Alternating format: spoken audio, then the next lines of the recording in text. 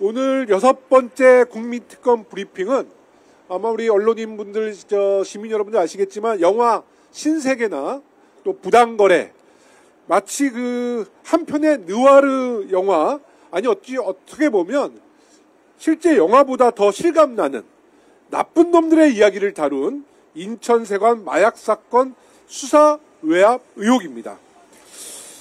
인천세관 마약사건은 마약과의 전쟁을 선포한 윤석열 정권이 대한민국 사상 최대 규모의 마약 밀반입을 적발하고도 최고 권력기관들이 앞다퉈 나서며 이를 무마하고자 했던 수사 외압 사건인 것이죠.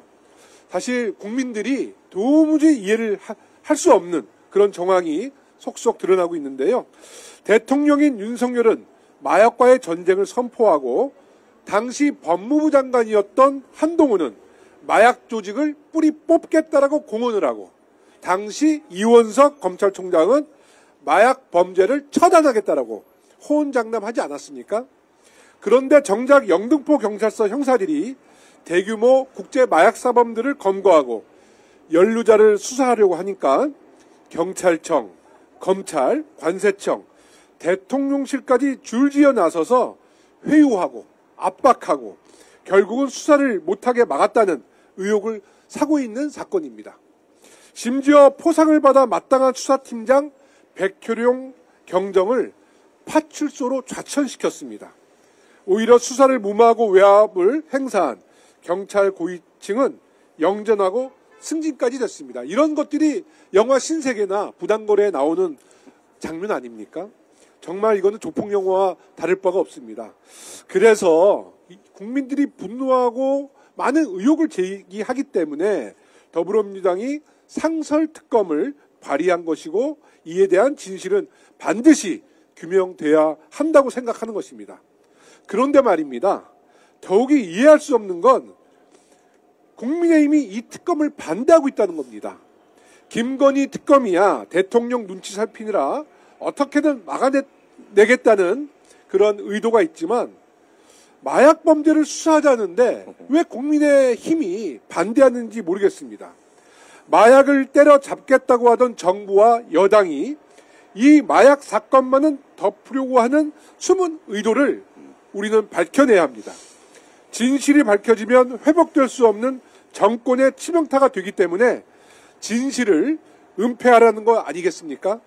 마약 범죄 집단과 그 범죄를 비호하는 세력이 밀접하게 연관되어 있지 않다면 도무지 설명되지 않는 부분입니다. 어떻게 외국 마약 조직원이 4kg이나 되는 마약을 몸에 붙이고 아무런 제지도 없이 유유히 검색대를 통과할 수 있습니까? 이런 도발적이고 과감한 범행을 조직적인 비호 없이 어느 누가 시도할 수 있겠습니까? 당시 인천지검장이었던 심우정 검찰총장에게 묻습니다. 왜 검찰은 사전에 마약 조직을 특정하고도 일망타진할 수 있는 기회를 포기한 것입니까? 왜 경찰이 청구한 강제수사 영장을 3번이나 기각해 초동수사를 방해한 것입니까? 당시 한동훈 법무장관도 답하십시오. 마약 범죄만큼은 악소리나게 강하게 처벌하겠다더니 왜 인천세관 마약 사건에 대해서는 찍소리도 못하고 있는 겁니까?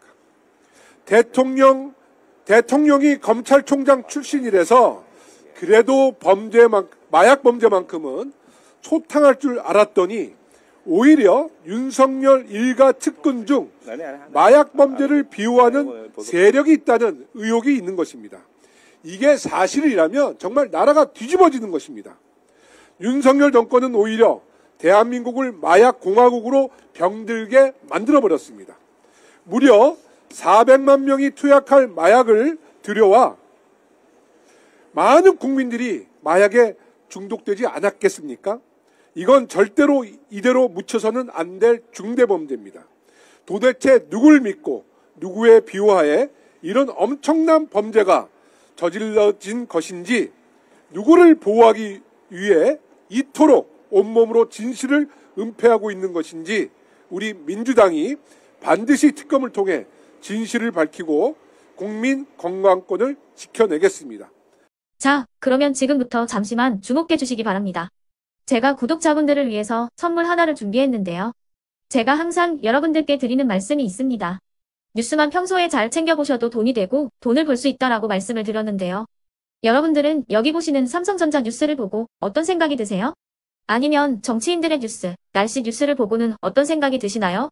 그냥 뉴스만 보고 끝내는지, 아니면 이 뉴스를 어떻게 이용할 수 있는지, 이 부분을 고민하고 계시는지를 되물어보고 싶습니다.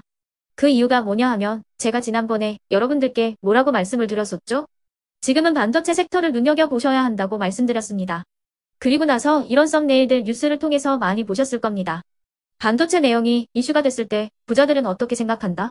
반도체 관련주들은 뭐가 있는지, 어떤 종목이 가장 좋은지, 어디에 투자해야 돈이 몰리는지 자연스럽게 생각한다고 제가 말씀을 드렸죠. 그 이유가 뭐냐 하면 부자들이 봤을 때는 이슈가 곧 돈으로 이어지고 그 이슈가 나에게 돈을 벌어준다는 경험적 확신이 있기 때문에 부자들은 항상 이런 사회적 이슈를 관심 있게 챙겨본다고 제가 말씀을 드렸습니다. 이번에도 마찬가지인데요. 제가 지난번에 시청자분들과 함께하는 주식으로 수익 내기 이벤트를 진행했었죠. 당연히 100% 무료로 진행을 했었고요. 여기 보시면 아시겠지만 제가 지난번에도 구독이라고 보내주신 모든 시청자분들께 반도체 관련주 중에 가장 크게 급등할 딱 한 종목, 많은 종목도 아니라 한미반도체 한 종목을 여러분들께 추천드렸어요. 그러면서 여기 나와 있는 대로 정확히 얼마에 매수해야 하는지, 그리고 수익률이 어느 정도 나왔을 때 팔아야 하는지를 이런 부분들까지 여러분들에게 정확히 알려드렸었는데 지금 실제로 어떻게 되었다? 오른쪽을 보시면 아시겠지만 제가 지난번 문자 발송으로 이 한미반도체를 소개해드리고 나서 실제로 이렇게 5배 이상 어마무시한 상승이 나왔습니다.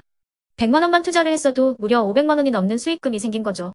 그래서 당시에도 굉장히 많은 분들이 제가 드린 이 한미반도체로 수익을 내실 수가 있으셨을 텐데요. 다시 한번 축하드린다고 말씀을 드리겠고 이번에도 마찬가지입니다.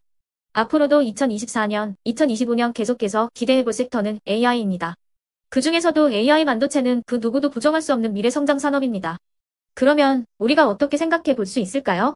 AI 반도체 종목 중에 앞으로 크게 대장 역할을 하면서 10배 이상 급등할 수 있는 템베고 종목을 지금부터 열심히 추적해야 한다는 겁니다. 큰 돈을 투자하지 않더라도 월급의 일부분 아주 소액이라도 이 종목을 모아가야 수백 %의 수익률을 손에 쥘 수 있는 것이죠. 지금 여러분이 보고 계시는 이 유튜브 또한 AI 반도체와 아주 밀접한 연관이 있고 반도체야말로 대한민국의 핵심 산업으로 앞으로 더더욱 시장은 성장할 수밖에 없습니다. 그렇기 때문에 제가 이번에도 뭘 보내드리고 있냐면 지난번과 똑같이 구독이라는 문자를 보내주시면 제가 AI 반도체 관련주 중에 앞으로 대장주 역할을 하면서 주가가 가장 크게 급등할 한 종목을 여러분들께 문자 발송으로 종목명과 사고 파는 시점을 모두 알려드릴 건데요. 그 문자를 받고 여러분들이 주식으로 돈 버는 연습을 한번 해보셨으면 좋겠고요. 혹시라도 나는 주식을 하지 않는다 하시는 분들은 주변에 주식하시는 지인분들에게 말씀을 해주셔도 되고요. 아니면 연세가 있으셔서 투자가 어렵다 하시는 분들은 이 종목을 자녀분들에게 한번 사봐라. 이걸로 한번 수익을 내봐라. 이렇게 조언을 해주실 수도 있는 거겠죠. 그래서 지금 이 영상을 보시는 시청자분들 중에 나도 이번 종목이 좀 궁금하다 하시는 분들은요. 누구나 상관없이 그리고 어느 시간대나 상관없이 부담 없이 010-2514-5930번으로 구독이라는 문자 보내주시면 제가 이번에도 똑같이 무료 추천 급등주 문자를 보내드리겠습니다. 이해되시겠죠? 제 번호 010-2514-5930번으로 구독이라는 문자 보내주시면 여러분들이 직접 이슈를 통해서 돈 버는 연습을 해보실 수가 있는 거고 제가 돈을 받는 것도 아니고 투자를 대신해 드리는 것도 아니기 때문에 부담 없이 신청해 주시면 되는 겁니다. 그리고 수익이 나면 저는 다른 것은 하나도 바라지 않습니다. 제 채널에 구독, 좋아요 한 번씩만 눌러주시라 이렇게 다시 한번 말씀을 드리겠습니다.